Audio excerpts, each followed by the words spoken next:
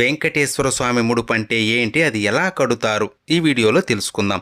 పిలిస్తే పలికే కలియుగ దైవం, కోట్లాది భక్తులకు ఇలవేల్పు, ఆపద మృక్కులవాడు, అనాథ రక్షకుడు, కొలిచిన వారికి కొంగు బంగారమైన ఆ శ్రీనివాసుడే కష్టాన్ని కడతీర్చే దైవం అని భావించి స్వామివారికి తమ కోరికలు చెప్పుకొని ముడుపు కడతారు. స్వామివారికి ముడుపు శనివారం ఉదయం దీపారాధన చేసి ముందుగా వినాయకుడికి మీ కోరిక చెప్పి స్వామికి ముడుపు కడుతున్నాను, సంకల్పం నెరవేరాలి అని కోరుకొని ఒక తెల్లని బట్టకి పసుపు తడిపి ఆరబెట్టి బట్టకి 4 వైపులా కుంకుమ పెట్టి అందులో 11 రూపాయలు లేదా స్థాయిని బట్టి కొంత డబ్బును స్వామిని స్మరించుకుంటూ పెట్టి మీరు ఎందుకు ముడుపు కడుతున్నారో మనస్ఫూర్తిగా భక్తిగా స్వామికి చెప్పుకొని డబ్బు పెట్టిన పసుపు బట్టకి 3 ముడులు వేసి స్వామి ఫోటో లేదా ప్రతి ముందు పెట్టాలి.